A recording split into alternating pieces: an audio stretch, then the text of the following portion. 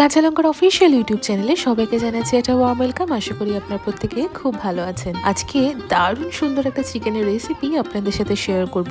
আজকে বানাবো শীতকালে স্পেশাল মেথি চিকেন। কি ভাবছেন কাসুরি মেথি দিয়ে চিকেন বানালেই মেথি চিকেন হয়ে যাবে?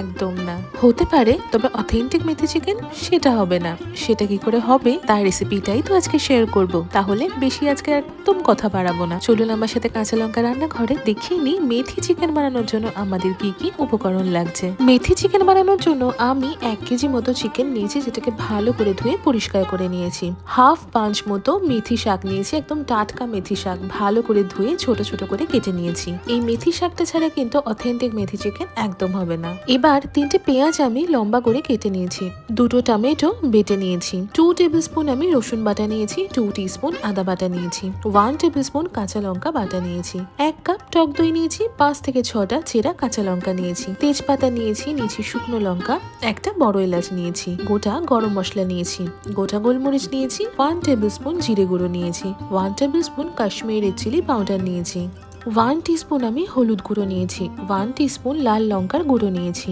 1 টেবিল স্পুন ধনে গুঁড়ো নিয়েছি, 1 টিস্পুন গরম মশলার গুঁড়ো নিয়েছি, অ্যারাউন্ড 1 টেবিল স্পুন মতো কাসুরি মেথি নিয়েছি। কাসুরি মেথিটা আগে থেকে ড্রাই রোস্ট করে নিয়েছি। গোলমরিচের গুঁড়ো নিয়েছি, স্বাদ মতো নুন নিয়েছি, স্বাদ মতো চিনি নিয়েছি। ব্যাস এ কটাই উপকরণ লাগছে। শুধুমাত্র মেথি শাকটা বাজার থেকে কিনে আনলেই হবে। ও হ্যাঁ, সাথে চিকেনটাও তো আনতে হবে। তাহলে চলুন রান্নাটা শুরু করে ফেলি। এই চিকেনটা রান্না করার আগে প্রথমে আমাদের যেটা করতে হবে, সেটা আমরা অনেক রান্নার ক্ষেত্রে করে থাকি, সেটা হলো চিকেনটাকে একটু ম্যারিনেট করে নিতে হবে। চিকেনে আমি প্রথমেই স্বাদ মতো নুন দিয়ে দিলাম কাঁচা লঙ্কা বাটা,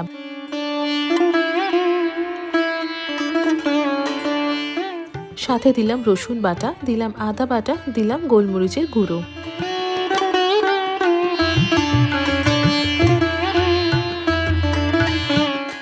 এবার দিয়ে দিলাম আমি টক দই। এবার সবকিছু কিন্তু চিকেনের সাথে ভালো করে মিশিয়ে নেব আর ম্যারিনেশনটা করে নেব। তবে একটা কথা বলে রাখি, এই যে কাঁচা লঙ্কা বাটা দিলাম, রসুন বাটা দিলাম বা আদা বাটা দিলাম, সবই কিন্তু অর্ধেক পরিমাণে দিয়েছি, বাকিটা যখন রান্নাটা করব তখন লাগবে। এবার আসি চিকেনটা আমরা কতক্ষণ ম্যারিনেট করে রাখবো। আমার কথা যদি শোনেন তাহলে ওভারনাইট ম্যারিনেট করে রাখবেন বা 6 ঘন্টা, কিন্তু হাতে যদি একদম সময় না থাকে তাহলে মিনিমাম 2 ঘন্টা কিন্তু রাখতেই হবে। তবে সত্যি বলতে কিছু কিছু ভালো খাবার খেতে গেলে একটু তো কষ্ট করতেই হবে। যদি মনে করেন ডিনারে বানাবেন তাহলে একদম সকালবেলা ম্যারিনেট করে রেখে দেবেন, আর যদি মনে করেন যে লাঞ্চে বানাবেন তাহলে একটু কষ্ট করে আগের দিন রাত্রিবেলা ম্যারিনেট করে রেখে দেবেন। দেখবেন মাংসটা কিন্তু দারুণ খেতে হয়েছে। চলুন তাহলে বাকি রান্নাটা শুরু করে ফেলি। আমি একটা কড়াইতে 3 to 4 টেবিল স্পুন মতো সাদা তেল বা ভেজিটেবল অয়েল গরম করে নেব। আমি কিন্তু এই রান্নাটা সম্পূর্ণ সাদা তেলে করব। আপনারা চাইলে সর্ষের তেলে করতে পারেন, তবে সাদা তেলে করলেই কিন্তু ভালো। তেলটা গরম হলেই দিয়ে দেব মেথি শাক। মেথি শাকটাকে কিন্তু ভালো করে ভেজে নিতে হবে আগে থেকে। তবে খেয়াল রাখবেন মেথি শাকটা যেন অতিরিক্ত ভাজা না হয়ে যায়, মানে কড়মড়ে যেন হয়ে না যায়, একটু হালকা ভেজে নেব। এই মেথি শাকটা ভেজে নিলে কিন্তু তেলে একটা ভীষণ সুন্দর মেথির ফ্লেভার আসবে, আর ভাজা মেথি শাকটা দিলে কিন্তু চিকেনে দারুণ খেতে হয়। দেখুন মেথি শাকটা কিন্তু আমার ভাজা হয়ে গেছে। কি করে বুঝবেন যে মেথি শাকটা ভাজা হয়ে গেছে? দেখবেন সুন্দর একটা ভাজা মেথি শাকে কিন্তু গন্ধ বেরোচ্ছে, পুড়ে যাচ্ছে না, মেথি শাকের রংটা কিন্তু সুন্দর আছে, তখনই বুঝবেন মেথি শাকটা ভাজা হয়ে গেছে। ভাজা মেথি শাকটা আমি একটা পাত্রে তুলে রাখলাম। বাকি রান্নাটা কিন্তু এই সেম তেলেই করব, তা না হলে কিন্তু চিকেনের সেই স্বাদটা আসবে না। এবার ওই সেম তেলেই আমি দিয়ে দিলাম তেজপাতা, দিলাম গোটা গরম মশলা, দিলাম বড় এলাচ, আর দিলাম শুকনো লঙ্কা। মিনিট খানেক ভালো করে একটু সতে করে নেব। তেল থেকে যখন একটা সুন্দর গরম মশলার গন্ধ বেরোতে শুরু করবে, এবার আমি দিয়ে দিলাম পেঁয়াজ কুচি। পেঁয়াজটাকে কিন্তু ভালো করে ভেজে নেব। পেঁয়াজের উপর স্বাদ মতো নুন দিয়ে দিলাম, আর দিলাম স্বাদ মতন চিনি।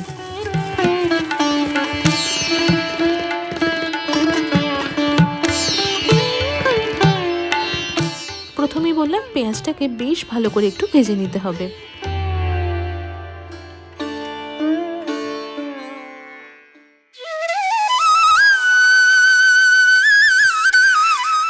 পেঁয়াজটা ভালো করে ভাজা হয়ে গেলে এবার দিয়ে দিলাম বাকি রসুন বাটা, আদা বাটা, কাঁচা লঙ্কা বাটা। এবারে স্টেপটা বোধহয় আপনারা প্রত্যেকেই জানেন যারা রান্না করতে পারেন। কি বলুন তো? হ্যাঁ হ্যাঁ, ঠিকই ধরেছেন, কষাতে হবে যে খুব ভালো করে, না হলে কাঁচা গন্ধগুলো রয়ে যাবে, খেতে ভালো লাগবে না। ততক্ষণ অব্দি ভালো করে কষিয়ে নেব যতক্ষণ না মশলা ভালো করে কষে আসছে আর মশলা থেকে কাঁচা গন্ধটা চলে যাচ্ছে। মশলাটা ভালো করে কষে গেলে দিয়ে দেব টমেটো বাটাটা। টমেটো বাটাটা দিয়েও কিন্তু ভালো করে আবারও কষিয়ে নেব। আপনারা চাইলে কিন্তু টমেটোটাকে ছোট ছোট করে একদম কুচি করেও দিতে পারেন, তবে এই রান্নাটাতে টমেটোটা বেটে দিলে কিন্তু গ্রেভিটা খুব ভালো হয়। আসলে এই রান্নাটাতে খুব বেশি জল পড়বে না, গ্রেভিটা একটু থিক হবে, সেই কারণে টমেটোটা বেটে ব্যবহার করলাম। দেখুন সবকিছু ভালো করে কষে গেছে, এবার পালা সমস্ত গুঁড়ো মশলা দিয়ে দেবার। প্রথমে দিয়ে দিলাম কাশ্মীরি চিলি পাউডার, তারপর দিলাম আমি হলুদ গুঁড়ো, দিলাম ধনে গুঁড়ো, দিলাম জিরে গুঁড়ো,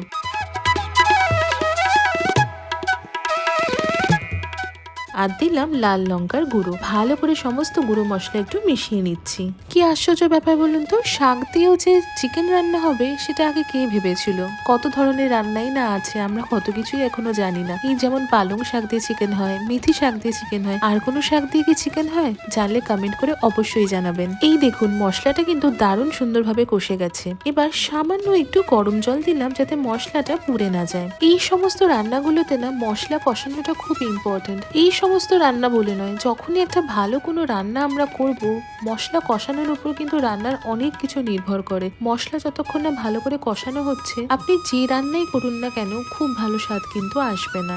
এবার কিসের পালা বলুন তো? হ্যাঁ, এবার চিকেনটাই দেবো। ওই যে চিকেনটা ম্যারিনেট করে রেখে দিয়েছিলাম ওভারনাইট, সেটাই দেবো। আমি একে একে চিকেনটা দিয়ে দিলাম। চিকেনটা দিয়ে মশলার সাথে ভালো করে কিন্তু চিকেন আবারও কষাতে শুরু করব। ওই যে একটু আগে বললাম, যত ভালো করে কষাবেন তত ভালো খেতে হবে।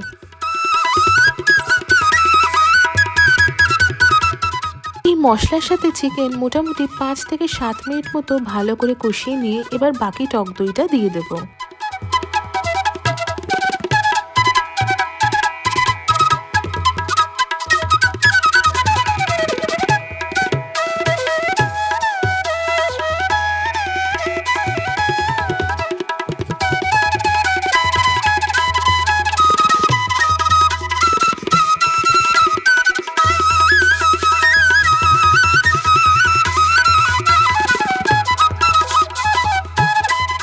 তবে হ্যাঁ, টক দই দেবার আগে কিন্তু টক দইটাকে ভালো করে ফেটিয়ে নেব। আর টক দইটা যখন দেব তখন গ্যাসের ফ্লেমটা একদম লো করে তারপর টক দইটা দেব। টক দইটা দিয়ে ভালো করে চিকেনের সাথে টক দইটাকে মিশিয়ে নেব, দিয়ে গ্যাসের ফ্লেমটা আবার হাই করে দেবো। চিকেনের কালারটা কেমন এসছে বলুন তো? তবে এখনো কিন্তু কালার আসার অনেকটাই বাকি আছে, তবে গন্ধখানা বেরিয়েছে অপূর্ব। বাড়িতে ট্রাই করবেন আর অবশ্যই জানাবেন যে কেমন লাগছে রেসিপিটা।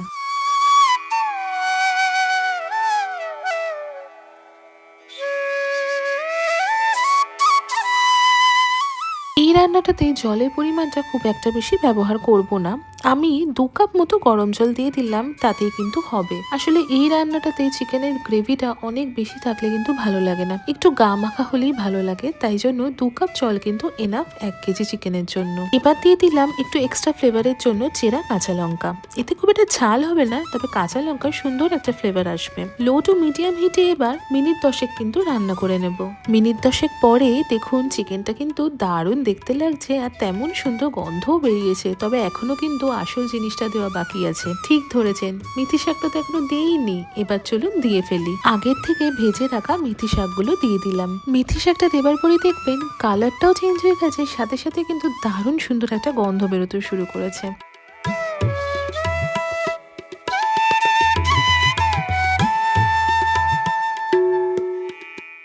এবার আমি আগের থেকে ড্রাই রোস্ট করা কাসুরি মেথিটা দিয়ে দিলাম। দিলাম গরম মশলার গুঁড়ো।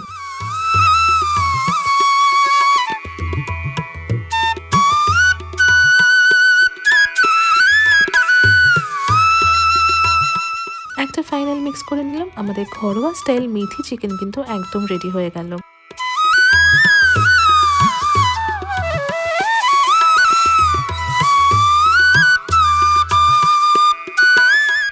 আপনারা যদি মনে করেন যে একটু রেস্টুরেন্ট স্টাইল বানাবেন বা একটু ক্রিমি বানাবেন, তাহলে কিন্তু একটু ফ্রেশ ক্রিম দিতে পারেন। তবে আমি একদম ঘরোয়া স্টাইলে করলাম, ক্রিম ব্যবহার করলাম না। ক্রিম ছাড়াও খেতে ভীষণ ভালো লাগে।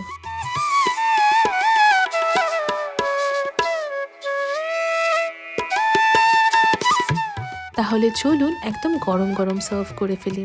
আমি সার্ভ করছি গরম গরম ঘরোয়া স্টাইলে এই শীতের স্পেশাল মেথি শাক। শীতকালটা যেতে যেতে কিন্তু এই মেথি শাকটা বাড়িতে একবার বানিয়েই ফেলুন। গরম গরম রুটি বা পরোটার সাথে দারুণ লাগে, চাইলে পোলাওয়ের সাথেও সার্ভ করতে পারেন। কেমন লাগলো আজকের এই রেসিপিটা কমেন্ট সেকশনে কিন্তু অবশ্যই জানাবেন। আশা করি আজকের এই রেসিপিটা আপনাদের খুব ভালো লেগেছে। যদি ভালো লেগে থাকে তাহলে অবশ্যই আমাদের চ্যানেলটা সাবস্ক্রাইব করবেন, আমাদের এই ভিডিওটা লাইক করবেন আর এই ভিডিওটা প্রত্যেকের সাথে শেয়ার করবেন। দেখা হচ্ছে আরো একটা সুন্দর রেসিপির সাথে। ততক্ষণের জন্য প্রত্যেকে খুব ভালো থাকবেন, সুস্থ থাকবেন, কাঁচা লঙ্কাকে এইভাবেই ভালোবাসা আর সাপোর্ট দিতে থাকবেন। See you soon and happy cooking.